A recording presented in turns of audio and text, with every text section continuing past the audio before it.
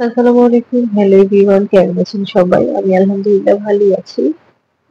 আমার husband official ভিজিটে ঢাকার বাহিরে গিয়েছিলেন, খুলনায় গিয়েছিলেন। উনি আমার হাতে এই প্যাকেটটি দিয়ে বলছেন যে এটি ওপেন করো। জিজ্ঞেস করলাম কি আছে এতে? ও বলছিল এখানে এমন একটা খাবার আছে যেটা তুমি আগে কখনো খাওনি। জলদি প্যাকেটটি ওপেন করে দেখছি ভিতরে একটি বাটি এবং বাটিটি খোলার পরে আমি দেখি ভিতরে মাংস আছে। আমি তো খুব অবাক হয়ে গেলাম যে তুমি খুলনা থেকে বহন করে মাংস কেন আনতে গেলে আমার জন্য?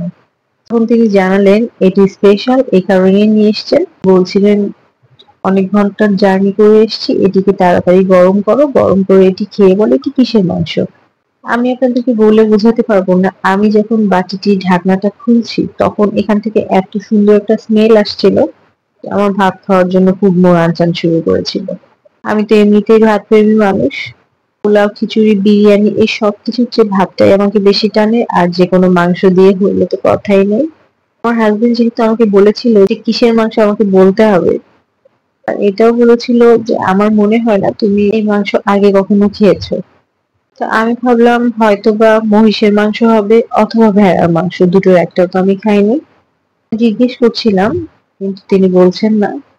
যাই হোক, আমি মেয়েটিকে খুব ভালোভাবে গরম করে নিচ্ছি। মাংসটা একদম তেলের উপরে ভাজা ভাজা করে রান্না করা ছিল।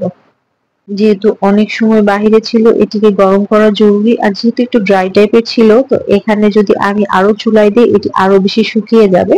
তো আমি হালকা একটু পানি দিয়ে মাংসটি পরে একদম ভাজা ভাজা করে নিয়েছি, ঠিক এইভাবে দেখুন। আমি বিসমিল্লাহ বলে এক পিস ট্রাই করছিলাম যে দেখি আমি চিনতে পারি কিনা। আলহামদুলিল্লাহ, এত মজার মাংস আমি কখনোই খাইনি। এটা তো গরুর মাংস না, এটা খাসির মাংস না, তাহলে কিসের মাংস? আমার হাজবেন্ড আমাকে বলেননি, এখনো বলেননি। উনি শুধু আমাকে বলেছেন তুমি যদি বলতে পারো এটা কিসের মাংস তাহলে তোমার জন্য অনেক বড় একটা গিফট আছে। ওইসব গিফট টিফট পরে হবে, আমি আগে ভাত খাবো। আমার ভীষণ ক্ষুধা লেগেছে। আমি আমার প্লেটে ভাত নিয়ে নিয়েছি, একটু সালাদ নিয়েছি, একটু পেঁয়াজ নিয়েছি।